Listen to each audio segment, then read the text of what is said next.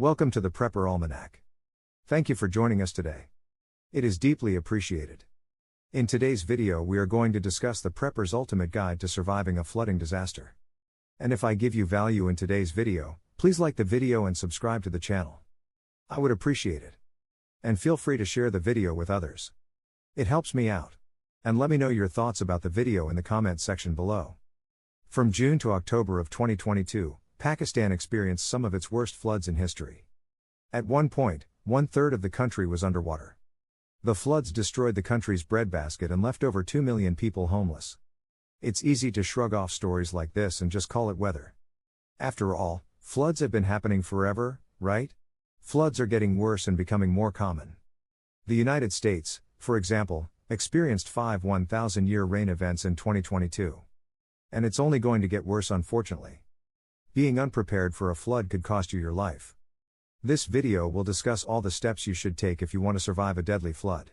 If you have additional thoughts, please put them in the comments section below. What is a flood zone? Areas that are prone to flooding in warmer times of the year are known as flood zones. This is an important thing to look into if you're moving into an area near large bodies of water such as lakes, oceans, wetlands, and rainforests. If you live inside a valley or canyon, then flooding is a concern as the water collects inside like a giant bowl. The nice thing is that existing communities usually have codes and plans in place for when such an event will happen. How dangerous can a flood be? Flooding is one of the most dangerous natural disasters because it has both immediate and long-term ramifications for the area affected. Initially, the raging current can easily overpower civilians and pull them under as it rages forward. Additionally, the probability of multiple directional currents is high as water flows in from multiple directions and speeds. How much damage can a flood do? Property damage caused by a flood can be extensive and difficult to recover from, since a lot of restoration projects usually mean a complete teardown of the existing infrastructure. The downtime from rebuilding can also leave a family exposed, either to the environment or financially. Most vehicles, computers, and electronics are rendered inoperable after being submerged in water. For those without the proper prepper skills, materials, or insurance, this can be a huge hit to their savings. Getting prepared for a flood event. Flash floods are the most common way a natural disaster can catch you off guard. General knowledge about the likelihood of flooding is easy to obtain. FEMA Flood Map. Most communities in the world will have a flood map that outlines where the bad areas are. In the United States, you can visit the FEMA Flood Map, which allows you to type in your address and show you information regarding flood conditions for your area. Ensure that you look into the flooding history of the area. If there is at least one major occurrence of flooding since the recordings began, then there is a good chance that another could come around. Don't leave it to chance, use this red flag as an opportunity to learn. If you're moving to a new area, be sure to check with the realtor and the previous owners as to whether or not the area can have flooding issues. Since most homes were built around the same time, you can also inquire about what common problems your neighbors have come across with their homes. Weather alert apps and systems. In a lot of the larger population centers, various governments have implemented early warning systems that work through local cell phone providers. These alerts get sent to smartphones that warn the population of impending natural disasters. Google is known to send weather updates to Android smartphones to let them know if a storm or flooding is imminent. Of course, there are situations where the internet won't be quick enough to help you, either because the services are down or the event is happening suddenly.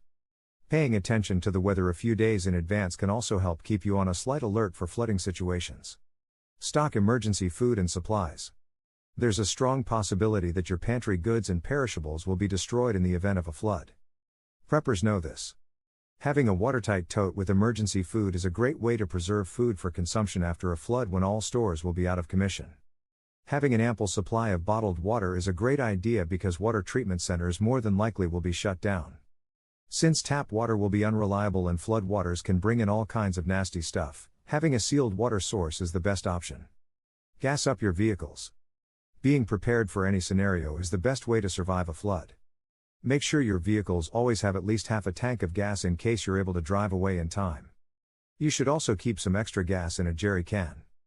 Gas stations might be down all over the area, so this allows you to travel a longer distance than you would if you hadn't gassed up. There is always the possibility of a flash flood preventing you from using your vehicle. The best way to think about it is that at least you were prepared if you could use your vehicle, instead of dwelling on the fact that it's gone. Create an evacuation plan. Without a plan in place, the fight or flight instinct can take over and paralyze you both physically and mentally.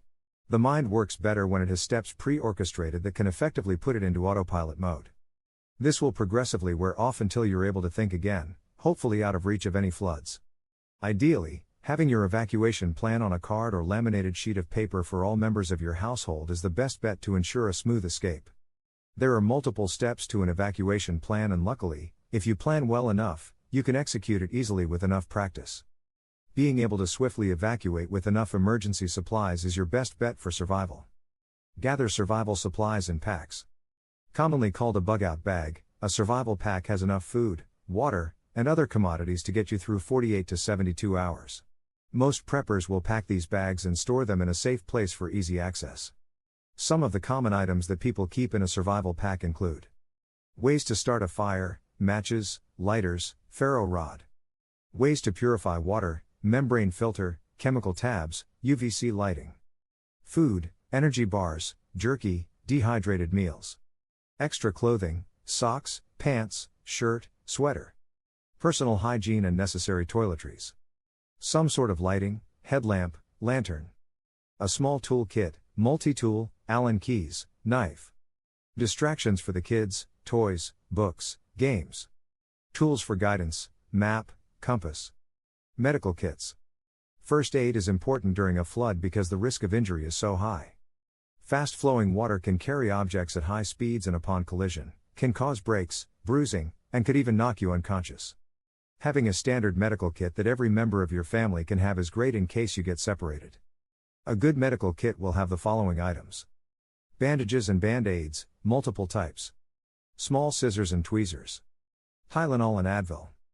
Benadryl. EpiPen. A small stitching kit. Alcohol wipes. Aloe vera. Antacids. Emergency blanket and poncho. That should get you started with a basic kit that can handle many entry-level problems. Your main evacuation plan should involve escaping on foot since vehicles are prone to breaking down. Water can move fast, and a flash flood can be upon you before you know it. A vehicle should be part of Plan B, or even C, and should be used in the opportunity if it shows itself. Have multiple escape routes. One of the worst things that can happen to someone during a flood is getting trapped and not having a clear avenue for escape. This often occurs when your escape plan is limited to one or two escape routes. Here are some of the factors to be aware of when making your escape route plan.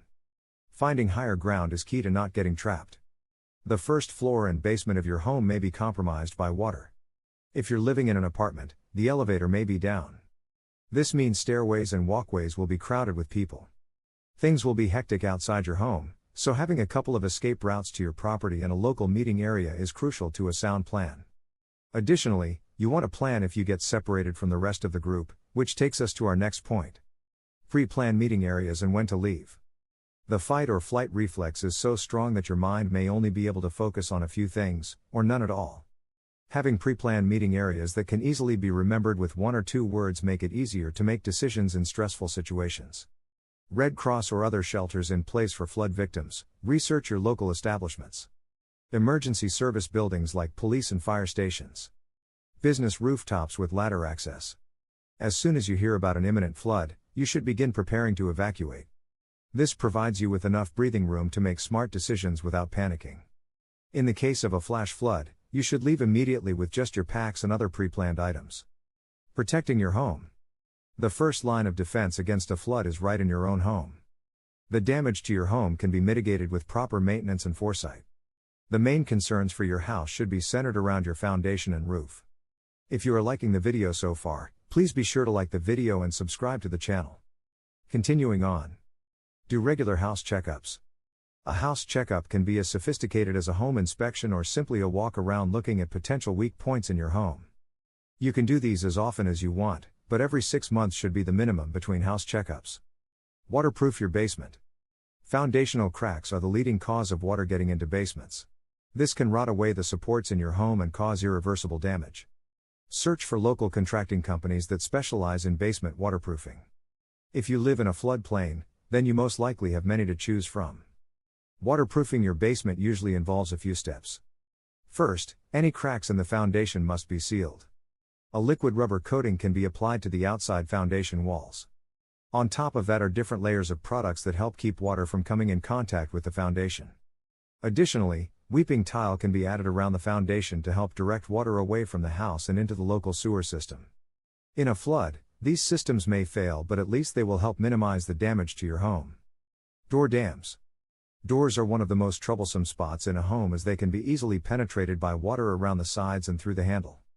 Door dams consist of rubber seals or metal plates that are designed to resist water penetration while diverting it away from the door. Sandbags. The tried and true method of stacking sandbags in different configurations is an excellent choice for mild flooding. It is inexpensive and can be prepared beforehand for quick deployment. Stacking sandbags can be labor-intensive and time-consuming. Sump pumps. Having a good sump pump is a necessity for people who live in areas prone to flooding. As the water comes in, the sump pump will pump it out away from your home. Ensure that your sump pump can run off batteries since it will be useless in a power outage. Flood survival at home. The first step to surviving a flood is to get out of your home and to higher ground. Depending on the severity of the flood, this can be an easy task, or impossible. Having that plan handy at this point will pay off since you'll have it all mapped out. Unplug everything. Turn off any natural gas or propane connections in case any errant electrical arcing ignites it from the source. Shutting off the main breaker will keep any electrical fires from starting. Move valuables and electronics upstairs. Everything you want to keep from getting wet should be elevated as high as possible. In most flooding cases, you can safely get away using this method. It's only for the severe flooding cases where the water is close to the roof line that your valuables might get damaged. Stay elevated. It's mentioned a lot because it is probably the most important thing to remember during a flood. In a home, go up to the highest point, whether that be a bedroom or attic space. Ideally, the space can be separate from the normal living quarters and can also house your emergency supplies inside. Flood survival in a vehicle. Floods can happen anywhere, even in your vehicle. Flash floods that cause road washouts are extremely dangerous as they can sweep your car off precarious cliffs or simple ditches. Be vigilant in heavy rainstorms and stop somewhere safe if you feel it isn't wise to keep driving. Invest in some high-quality tires and consider enhancing your vehicle's suspension to better handle flooded conditions. Get out as soon as you can. Just as you would your home, getting out of your car as soon as you can is vital to guarantee your survival. Strong flood currents can easily catch your vehicle and whisk you away in an instant. If the flooding is mild, then you should be able to escape through the exit doors. If the water level is too high for you to open the door, then you have some other options to get you out. Fully open all of your windows before the electronic system is soaked and stops working. If you have a hand crank window, even better as you can manually open it up. The idea is to open the windows enough that you can fit yourself and any other occupants through. Another option will only work if your vehicle has a sunroof. Simply open it fully and use it as an escape hatch. Doing this as quickly as possible is ideal as water can make the connections fail, which can stop it from being opened. The last option would be to kick out the windshield using the seat as leverage for your legs. Several solid stomps should provide enough force to start to loosen the window from its seating. Keep in mind that you can kick out any of the windows if they won't open for you manually. What to do if your car is submerged? The best thing to do if your car is submerged in a flood is to wait for the car to fill up with water. The pressure equalization should allow you to open the door. Generally, you have to wait until the water level is about level with your neck before the pressure will be eased enough for you to attempt to open the door. For most, this might be a terrifying thought, staying in your car as it fills with water. Unfortunately, the pressure from the outside is so great that we simply don't have the strength to force it open. Once water is both inside and out of the main vehicle compartment, the door can open easier as both sides have almost equal amounts of pressure. Surviving a flood outdoors. Once you've gotten out of your vehicle or away from your house, the next part of the survival plan needs to take place: how to survive outdoors until you're safe. Sure, having a bug-out bag with camping supplies is a good start, but knowing to navigate a flooded world is where the real test begins. Crossing floodwaters. Depending on how deep the water is, traversing floodwaters can be tricky and extremely dangerous. Much like a river, a flood can have multiple currents and eddies that can toss and turn a person indefinitely. The first step is to avoid fast-moving water as much as you can.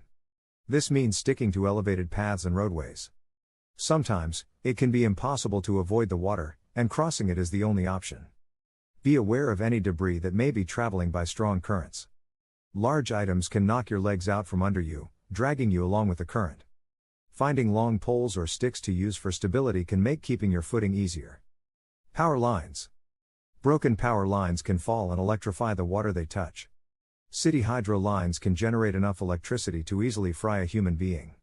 Stay away from any damaged electrical lines, generators, and substations, as they can charge up the water and turn it into a death trap. The aftermath. Once you've been given the go-ahead to return to your home, whether through authorities or local reports, it is time to start assessing the situation and run damage control. Avoid any large water currents, as many floods take a bit of time to subside completely. More than likely there will be designated paths to different parts of your city or town. Check in with everyone at your party to see if there are any injuries or other pressing matters. If you've been separated, then it's best to either stay put, find the local emergency services, or if it's safe to do so, find your way home. Your emergency flood plan should have some meeting places set aside that you can go to for meeting up with your family. If there are multiple sites, start with the one closest to you. This gives you a chance to rest and interact with others to see if they can help find your party. Do not drink the water. Floodwaters can contain dangerous chemicals and other substances that can be harmful to your health if ingested. Stay away from any water that is on the ground or not sealed inside a bottle. If you were able to keep your water filter dry, then using that in a pinch can work, but it's best to avoid it altogether. Local water filtration plants could have been affected by the flood. Contaminated water can flow into different partitions and affect the entire process. Stay away from tap water until you have the green light from local authorities to drink it. Assess property damage. Now begins the long tasks of documenting and rebuilding. Take as many photos of the damage to your home as possible. This includes structural, cosmetic, and property damage. If you had taken photos before the flood as part of the plan, then you'll have had an easier time dealing with the insurance company. Take stock of what you have in your home. In times like these, looters can be a problem. If you notice anything valuable missing from your home, document it and bring it to the attention of the local authorities. Final thoughts. Surviving a flood can be a scary thing, even with a well-documented plan. If you're part of a family unit, or alone, this guide can give you the foundation for surviving a flood event. Keep your plans and life simple, so that you can leave quickly if need be. Be kind to others and help out as much as you can. Remember, you're not the only one who is going through this traumatic experience. As we wrap up today's video, if you have any questions or if there are any topics that you would like discussed in the future, let us know in the comments section below. We love to get video ideas from the community. And let us know what you think of today's video as well. We always appreciate input.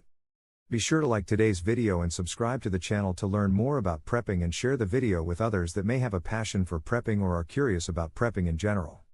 In addition, to support the channel, feel free to click the thanks button below. And lastly, we have put some links to some prepper supplies that you might want to check out in the description below. Thanks for watching the Prepper Almanac.